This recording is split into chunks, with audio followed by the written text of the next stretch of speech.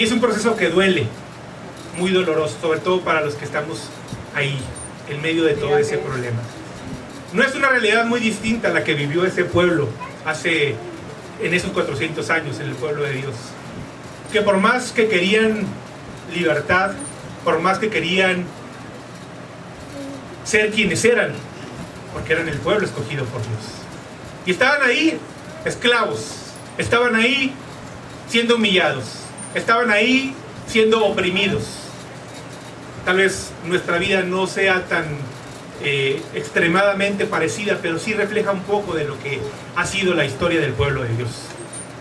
De problema en problema, de sufrimiento en sufrimiento, de enfermedad en enfermedad, de escasez, de aflicción en aflicción, pero refleja un poco lo que durante todo este tiempo la Biblia refleja en esos grandes hombres, en esas grandes mujeres de Dios. Bueno, yo quiero empezar primeramente con esta primera prueba que el Señor hace. Y quiero hacer antes una anotación muy especial, porque Dios le dice a Moisés y a Aarón lo que tienen que hacer. Y fíjense, Aarón y Moisés, sobre todo Moisés, empezó en esta nueva etapa de su ministerio, porque fue un ministerio que empezó pues ya un poquito avanzado para Moisés. Y cuando empieza Moisés con pretextos y le dice: Señor, pues yo no puedo, yo soy lento para hablar, tartamudo.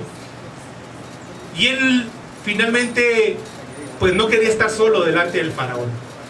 A Moisés se le encomienda que tiene que ser ese portador de ese mensaje de liberación para el pueblo que estaba esclavizado. Pero Moisés le dice: Señor, yo no puedo porque no soy yo a quien me vayan a creer. ¿Qué voy a decirle yo primeramente al pueblo al que voy a liberar? Si no me cree a mí, menos me va a creer el faraón.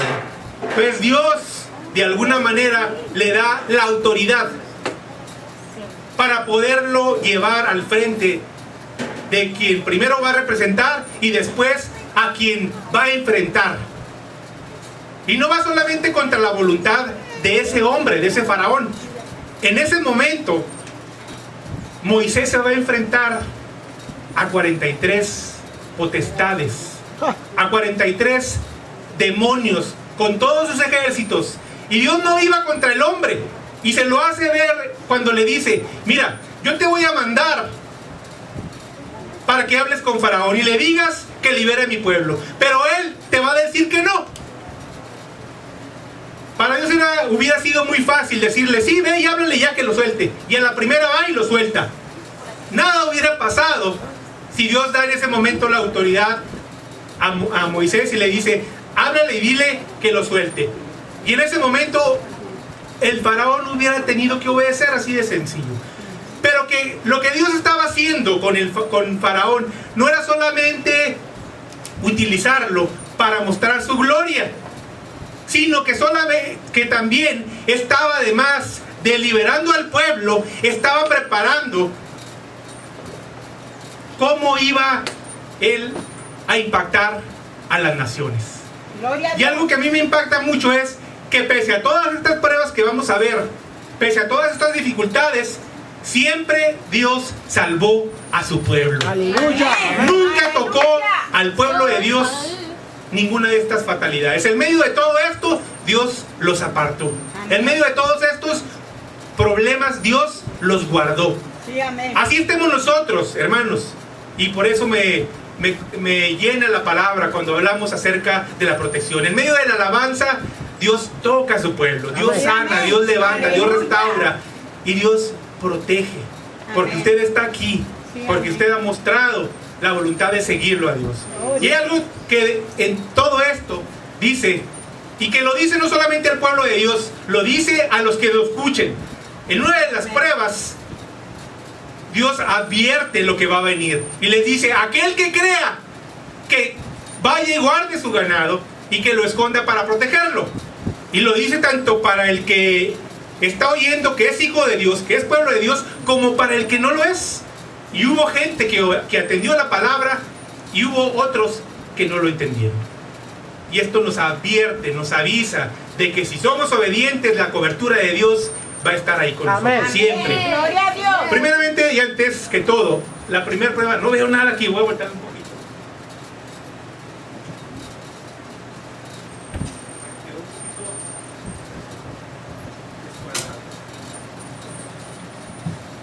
No, está bien así, está bien. Voy a hacer un poquito para adelante para poder alcanzar a ver acá.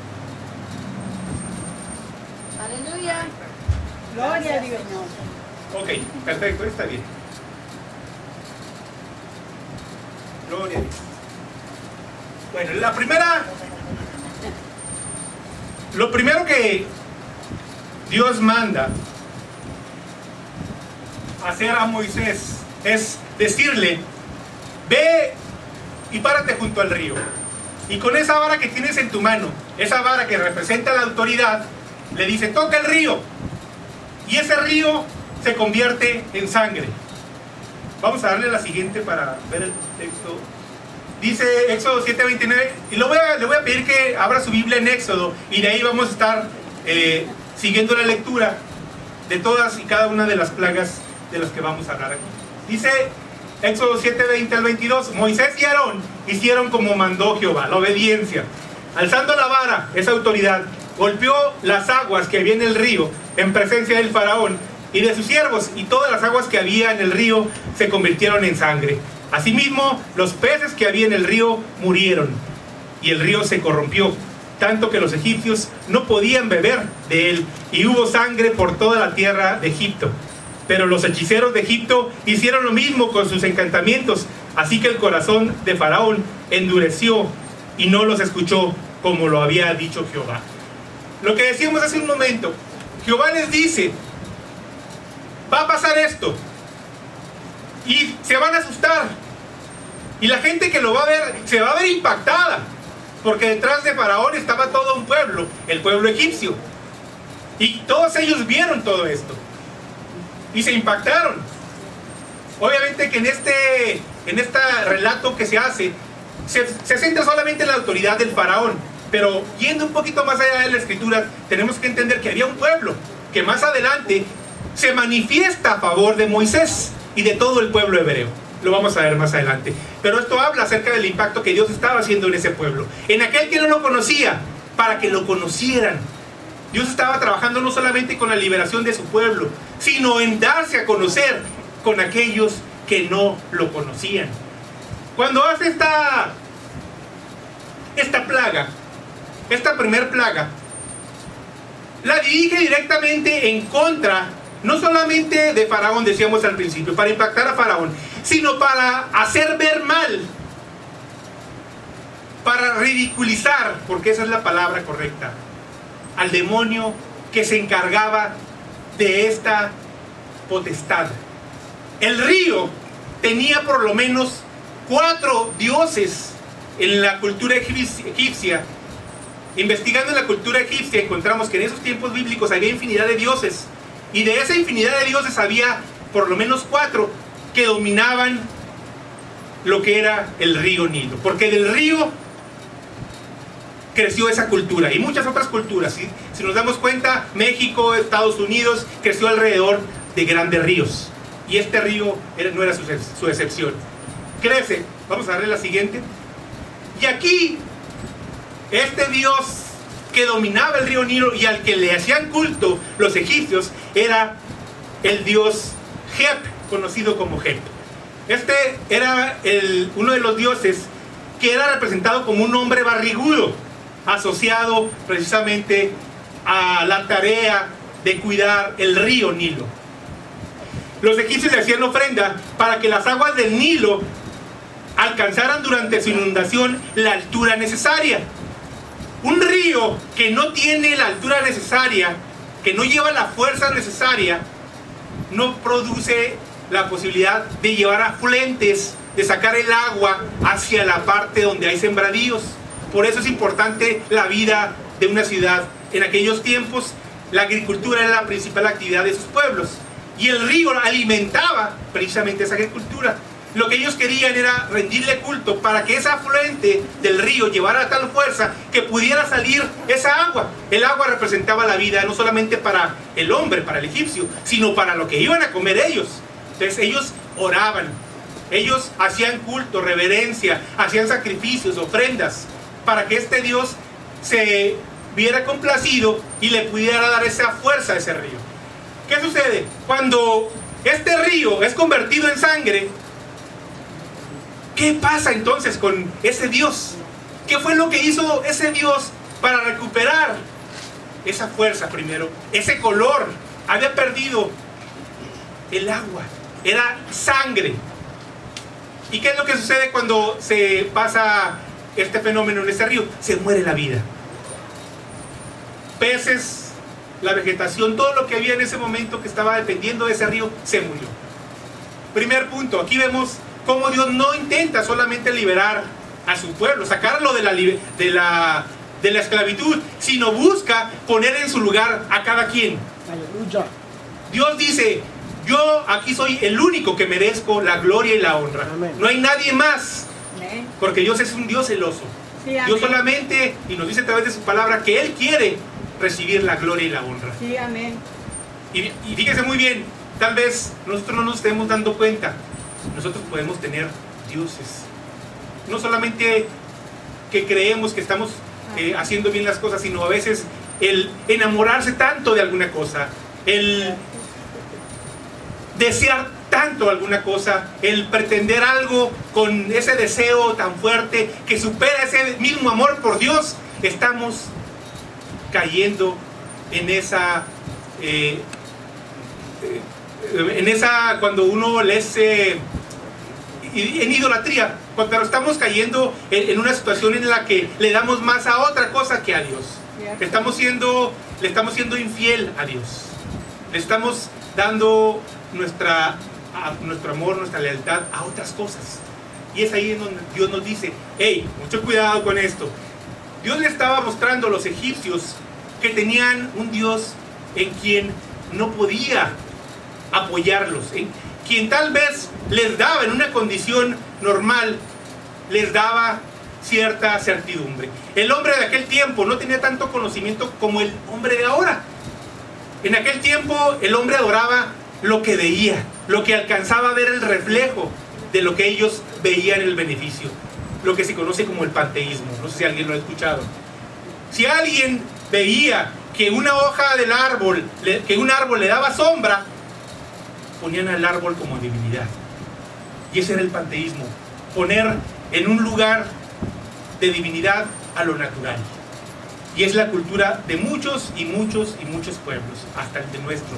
En la actualidad en Estados Unidos, bueno, no es tanto aquí, en México, donde se da esta idolatría. Amén. Que si hay una roca que de repente se tropezaron con ella, bueno, pues ya le ponen a esa roca, la hacen Dios. Que un árbol, que una pantera, que un jaguar, esos son los dioses que ellos manejaban. El siguiente punto, vámonos a la siguiente plaga, las ranas. Vámonos al siguiente. Esto lo vamos a encontrar en Éxodo 8, 6 y 7. Dice la palabra: entonces Aarón extendió su mano sobre las aguas de Egipto, y subieron ranas que cubrieron la tierra de Egipto. Pero los hechiceros hicieron lo mismo con sus encantamientos, e hicieron venir ranas sobre la tierra de Egipto. Aquí encontramos algo muy peculiar. Estos dioses tenían la habilidad de hacer ciertas cosas. Así como Aarón echó esa vara y se convirtió en serpiente, también los hechiceros de Faraón echaron sus propias varas y también se convirtieron en serpientes. Aquí la diferencia que existió fue que la vara de Aarón se comió a las serpientes del Faraón. Y esto nos representa que nada está por encima de la autoridad de Dios. Aleluya. Amén. Así que mientras usted esté bajo esa cobertura, mientras usted esté en esa obediencia, mientras usted esté congregado, mientras usted esté adorando, alabando a Dios, usted no tiene por qué sentirse mal. Cierto. Tardarán en llegar sus respuestas, pero van a llegar. Amén. Y Dios estaba trabajando con ese pueblo. Quería que lo conocieran. Muchos de esos hombres y mujeres que estaban esclavizados ya no se acordaban de aquel José que los llevó a Egipto. Esas generaciones siguientes fueron perdiendo el modo de conocer a Dios. Algunos se acordaron, algunos mantuvieron esa fe pero no todos lo hicieron. Y Dios quiso volver a rescatar a ese pueblo, no solamente para sacarlos de la libertad, sino para enseñar a mantener esa cercanía, esa adoración constante, donde no la tenían en Egipto. Vamos a la siguiente. Ahí, en ese lugar, Dios estaba tratando de ridiculizar a otro de los demonios, de otro de los dioses que estaban en ese lugar. Era Anuket. Este Anuket era una diosa, la diosa del agua. Del agua salen las ranas. Es la vida del agua la que genera toda esta vida. Amén. Que vuelve a florecer de manera cíclica. Y este dios estaba asentado particularmente en esta zona del Asuán. Y hemos hablado ya en otras predicaciones de que los demonios escogen ciertos lugares, ciertos territorios. El Parso tiene su propia área. Cada una de las ciudades tiene control en estas potestades que tiene el enemigo. Y en Asuán, que era donde estaba habitando este demonio, que lo identificaban como un dios, era una región especialmente donde se le adoraba. También era diosa de la lujuria, controlaba ciertas tareas, se le asignaban ciertas tareas. La gente lanzaba al río oro, joyas, objetos preciosos en acción de gracias por el agua, generadora de vida. En esos días se levantaba la prohibición de comer determinados pescados. Esto es lo que ellos ofrecían, el pueblo que ofrecía a esta divinidad, a este demonio que ellos adoptaban como su propio Dios. Vamos a la siguiente. La siguiente es los piojos. Los piojos salen de la tierra. Y de alguna manera, bueno, pues había también una divinidad que se encargaba de la propia tierra, de generar vida de la tierra. Era lo que los egipcios habían aceptado, que había un dios específico para la tierra. Y habían fraccionado, habían dividido las tareas para cada dios. Y del Dios único y verdadero, ninguno de ellos reconocía. Ninguno